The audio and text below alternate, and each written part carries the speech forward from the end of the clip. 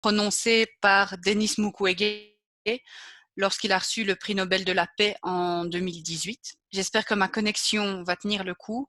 Si jamais quelqu'un peut me faire un signe, si ce n'est pas le cas, ça m'arrangerait parce que c'est assez instable par moment. Merci.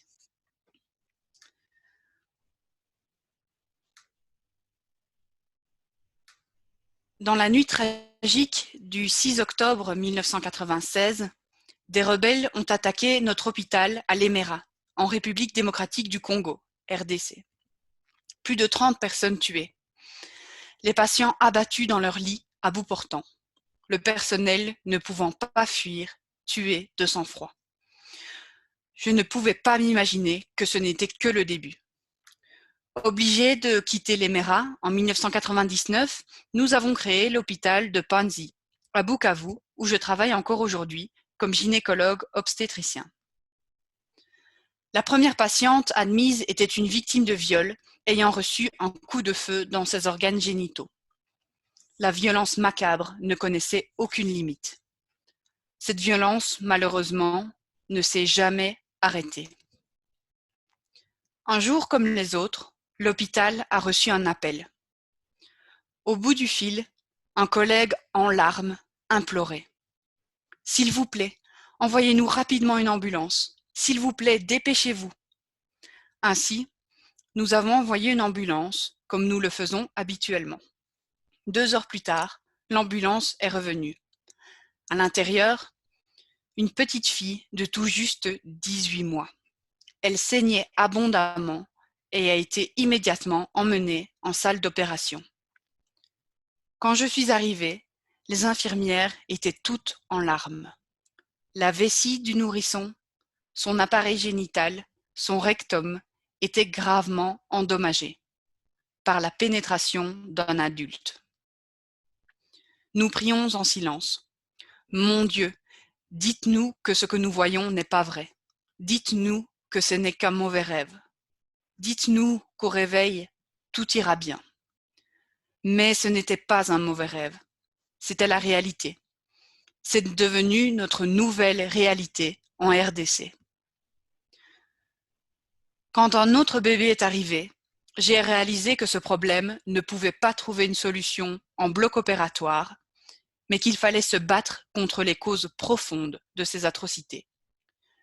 Je me suis rendue au village de Kavumu pour parler avec ces hommes. Pourquoi vous ne protégez pas vos bébés, vos filles et vos femmes? Où sont les autorités? À ma grande surprise, les villageois connaissaient le suspect. Tout le monde avait peur de lui, car il était membre du Parlement provincial et jouissait d'un pouvoir absolu sur la population. Depuis plusieurs mois, sa milice terrorisait le village entier. Elle avait instillé la peur en tuant un défenseur des droits humains qui avait eu le courage de dénoncer les faits. Le député s'en est tiré sans conséquence. Son immunité parlementaire lui permettait d'abuser en toute impunité. Ces 2 bébés ont été suivis de dizaines d'autres enfants violés. Lorsque la 48e victime est arrivée, nous étions désespérés. Avec d'autres défenseurs des droits humains, nous avons saisi le tribunal militaire. Finalement, ces viols ont été poursuivis et jugés comme crimes contre l'humanité. Les viols des bébés à Kavumu ont cessé. Les appels à l'hôpital de Panzi aussi. Mais l'avenir psychologique, sexuel et génétique de ces bébés est hypothéqué. Ce qui s'est passé à Kavumu et qui continue aujourd'hui dans de nombreux autres endroits au Congo, tels que les viols et massacres à Beni et au Kasaï, a été rendu possible par l'absence d'un état de droit, l'effondrement des valeurs traditionnelles et le règne de l'impunité, en particulier pour les personnes au pouvoir. Le viol, les massacres, la torture, l'insécurité et le manque flagrant d'éducation créent une spirale de violence sans précédent. Le bilan humain de ce chaos pervers et organisé a été des centaines de milliers de femmes violées, plus de 4 millions de personnes déplacées à l'intérieur du pays et la perte de 6 millions de vies humaines. imaginez l'équivalent de toute la population du Danemark décimée. Les gardiens de la paix et les experts des Nations Unies n'ont pas été épargnés. Plusieurs ont trouvé la mort dans l'accomplissement de leur mandat. La mission des Nations Unies en RDC reste présente jusqu'à ce jour afin que la situation ne dégénère pas davantage. Nous leur en sommes reconnaissants. Cependant, malgré leurs efforts, cette tragédie humaine se poursuit sans que les responsables ne soient poursuivis. Seule la lutte contre l'impunité peut briser la spirale des violences. Nous avons tous le pouvoir de changer le cours de l'histoire lorsque les convictions pour lesquelles nous nous battons sont justes. Nous avons tous le pouvoir de changer le cours de l'histoire. Vos Majestés, Vos Altesses royales, Excellences, distingués membres du Comité Nobel, chère Madame Nadia Mourad, Mesdames et Messieurs, amis de la paix. C'est au nom du peuple congolais que j'accepte le prix Nobel de la paix. C'est à toutes les victimes de violences sexuelles à travers le monde que je dédie ce prix. C'est avec humilité que je me présente à vous, portant haut la voix des victimes des violences sexuelles dans les conflits armés et les espoirs de mes compatriotes. Je saisis cette occasion pour remercier tous ceux qui, pendant des années, ont soutenu notre combat. Je pense en particulier aux organisations et institutions des pays amis, à mes collègues, à ma famille et à ma chère épouse Madeleine. Je m'appelle Denis Mukwege. Je viens d'un des pays les plus riches de la planète. Pourtant, le peuple de mon pays est parmi les plus pauvres du monde. La réalité troublante est que l'abondance de nos ressources naturelles, or, coltan, cobalt et autres minerais stratégiques, alimente la guerre, source de la violence extrême et de la pauvreté abjecte au Congo. Nous aimons les belles voitures, les bijoux et les gadgets. J'ai moi-même un smartphone. Ces objets contiennent des minerais qu'on l'on trouve chez nous, souvent extraits dans des conditions inhumaines par de jeunes enfants, victimes d'intimidation et de violences sexuelles. En conduisant votre voiture électrique, en utilisant votre smartphone ou en admirant vos bijoux, réfléchissez un instant au coût humain de la fabrication de ces objets. En tant que consommateur, le moins que l'on puisse faire est d'insister pour que ces produits soient fabriqués dans le respect de la dignité humaine.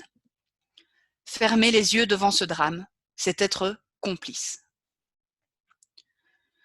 Ce ne sont pas seulement les auteurs de violences qui sont responsables de leurs crimes, mais aussi ceux qui choisissent de détourner le regard. Mon pays est systématiquement pillé avec la complicité des gens qui prétendent être nos dirigeants. Pillé pour leur pouvoir, leur richesse et leur gloire. Pillé aux dépens de millions d'hommes, de femmes et d'enfants innocents abandonnés dans une misère extrême.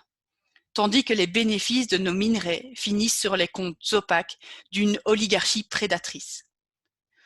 Cela fait 20 ans, jour après jour, qu'à l'hôpital de Panzi, je vois les conséquences déchirantes de la mauvaise gouvernance du pays.